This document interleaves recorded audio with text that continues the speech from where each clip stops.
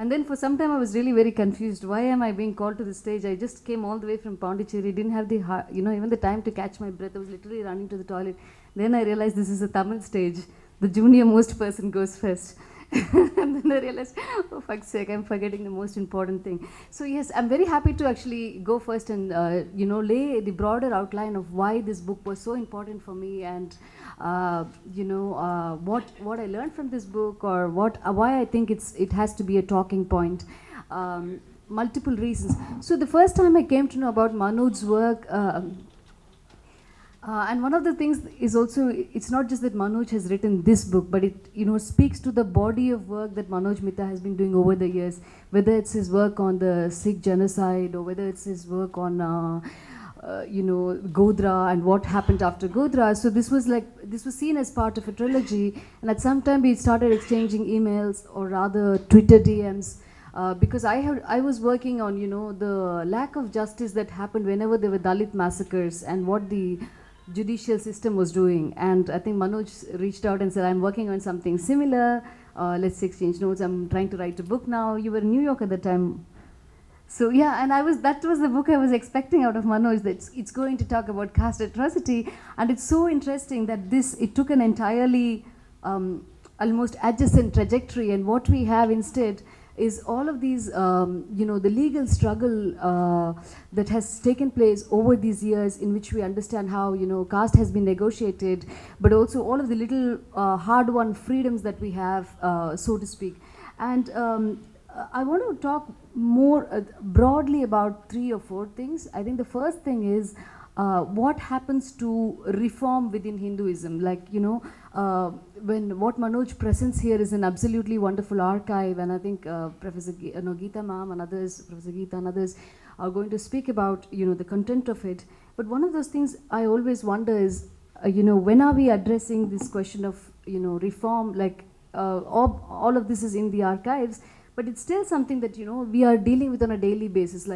If you're talking about same-sex marriages, if you're talking about women's entry into Sabarimala, if you're talking about each of these things that happen contemporaneously, that's happening as a day-to-day, and we realize that none of this is disconnected, but this struggle to, in some ways, quote unquote, or clean up Hinduism is something that we have to take some kind of a policy position, or you're forced into acting about it. I remember very clearly being on a stage like this and going on against Hinduism.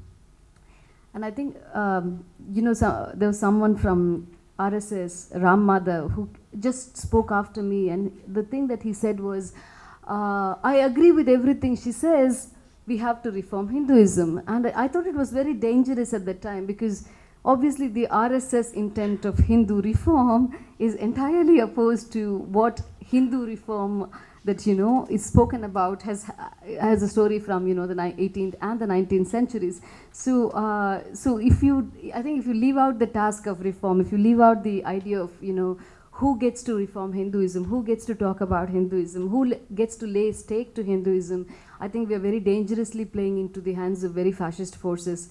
I think this is where I think Manoj's work makes it so current for us.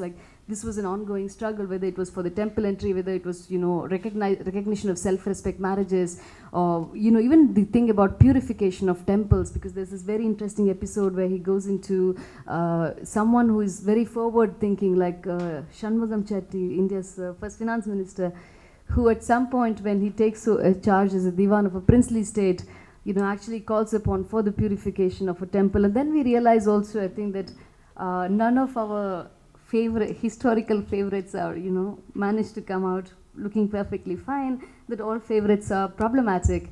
And so as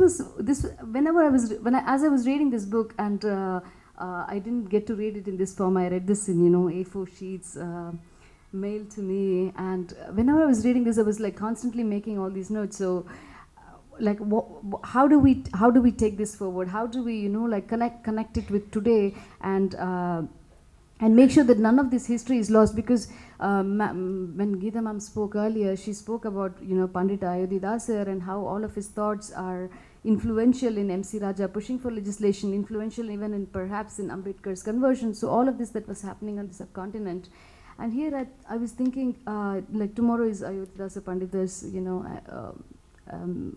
birth anniversary, and one of the things that kind of spoke to me is like how much of this is forgotten. Like obviously we are learning so much about freedom struggle, Gandhi or singular characters, but we don't realize the entire scope of what is happening. So I think Manoj's work speaks to me in that sense as well, to give us this very granular sense of the debates that took place, or even I think something that I think there was this debate. I didn't know the archival work is so interesting. At some points there was, I think, Brahmin bashing going on by the Justice Party, and then somebody, possibly Satyamurthy was in it, or someone else, I forget names, bad with names.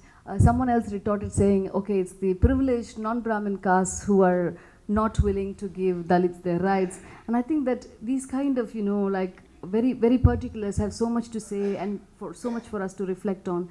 And the third thing that I want to speak about is a lot on, the issue of feminism, because so many of these things that, when we talk about caste, obviously we're talking, oh, this has been achieved, we got temple entry, we have, managed to do this, or we managed to do that.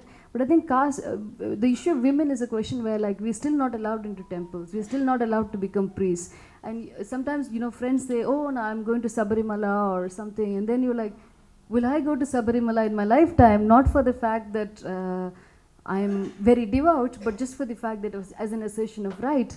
And even people whom we look at as very progressive, including people I hold in high esteem and think are very, very prominent leaders, let's say Sashi Tharoor, they still go to a kind of underlying satisfying either patriarchy or conservative ideas by saying a lot of people don't want to go, maybe this is the only temple you're not going to.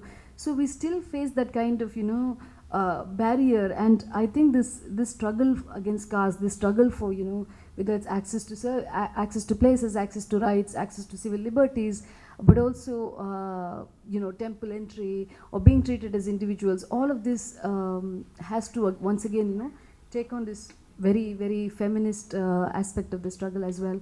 So this was something else I wanted to say, and I just want to, I don't know how long I have to speak. I also wanted to highlight two other aspects of Manoj's work to readers, which is to say that even if we have not been taught these kind of things in history, or in our classes or in our schools, or in general writing, it is a really brilliantly written book, and I have to say this as a writer, it's engaging. There's no point at which you feel bored. There's no point at which the details bog you down. It is very conversational, it's hilarious, and all of these people are not, cardboard characters who are like, okay, this guy was this minister, this guy was this advocate. Everybody comes across as like, real people, and I have to really tell you, like, I felt much more like reading a novel, or, like watching something like on Netflix, as opposed to reading an academic work. And this is not to take away from the great research that he has done. It is very engaging. It is something you can go and keep reading. And I say this because do pick up this book. When I was coming here in the stairs, I was talking to a comrade Ravi Kumar, the MP, and I said to him, so it's a great book, and he said, "Ipdiye solli dhaan kootam koodronla." I was like, no, but it is really a very well written, exceptionally well written book.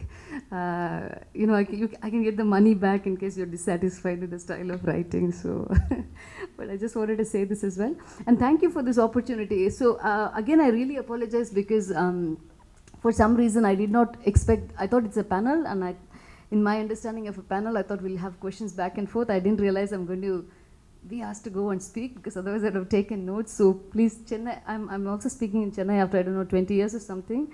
So Chennai audience, thank you for having me, and thank you for sitting through all of this. I'll take questions later if we have a discussion. And please do buy the book.